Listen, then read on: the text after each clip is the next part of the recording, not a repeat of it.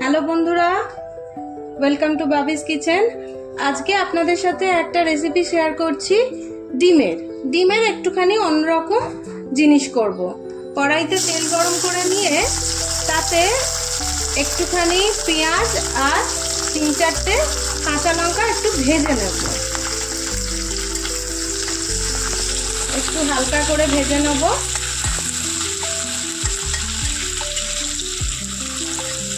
একটু তেলের মধ্যে হালকা করে ভেজে নেব। এই রেসিপিটা একটু অন্য ধরনের হয়, কিন্তু খেতে খুব ভালো হয়। আপনাদেরকে আমি দেখাচ্ছি কিভাবে বানাবেন ডিমের এই রেসিপিটা।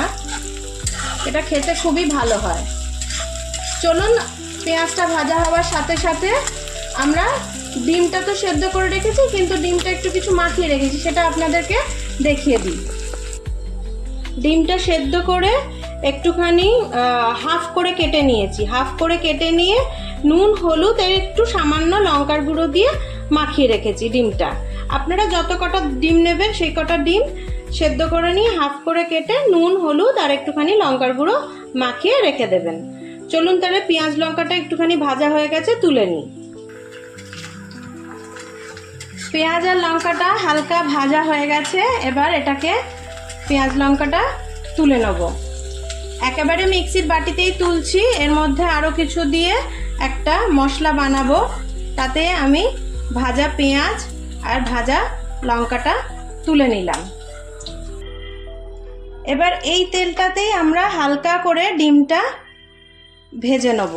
এরকম উল্টো দিক করে আগে দেব ডিমটা, যাতে কুসুমটা বেরিয়ে না যায়।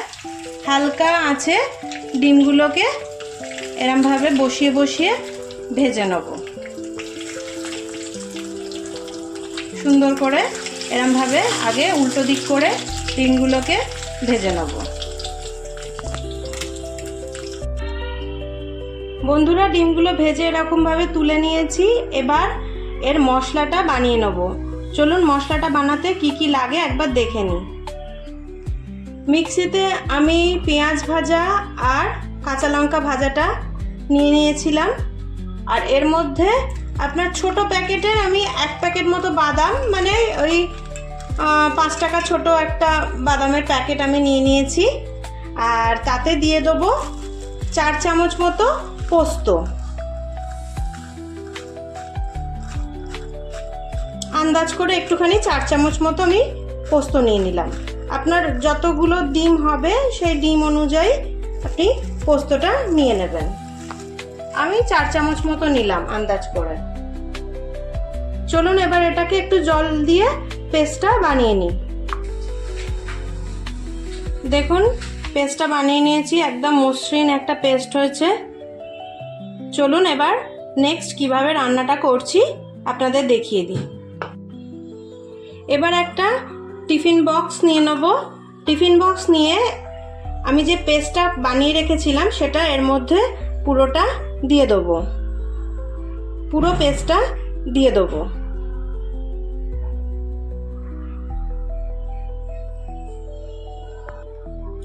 এবার মশলাটা নিয়ে নেওয়ার পরে এর মধ্যে কাশ্মীরি লঙ্কার গুঁড়ো একটুখানি দিয়ে দেবো। আর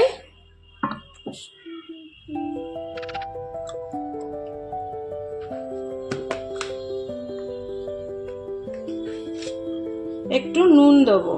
যতটা পরিমাণ সেই পরিমাণ অনুযায়ী নুন দেবো।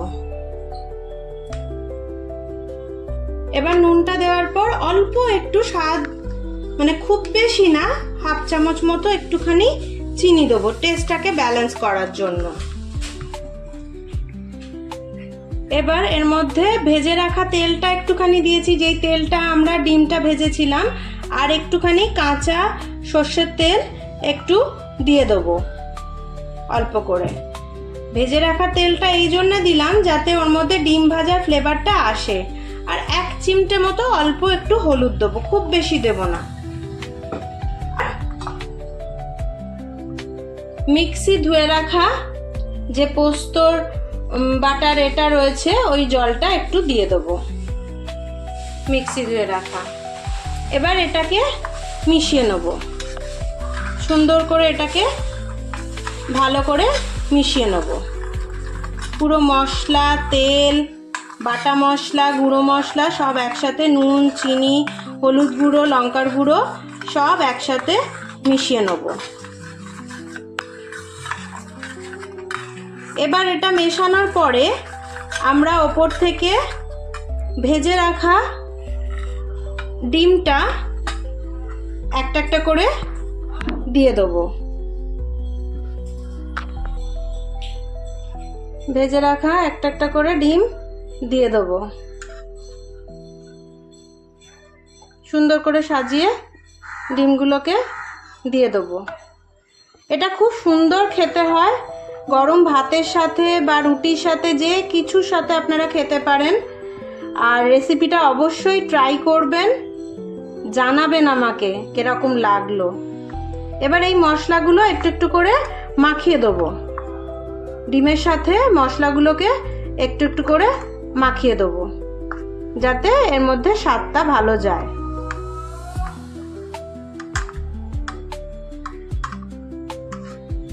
ভালো করে মশলার মধ্যে ডুবিয়ে ডুবিয়ে দেব ডিমগুলোকে, যাতে সুন্দর করে এর মধ্যে মশলার ফ্লেভারটা ঢোকে।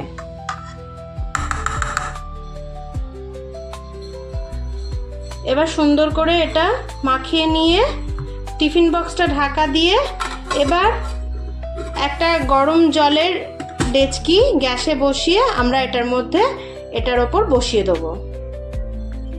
দেখুন বন্ধুরা, বড় একটা ডেচকিতে জল নিয়ে নিয়েছি।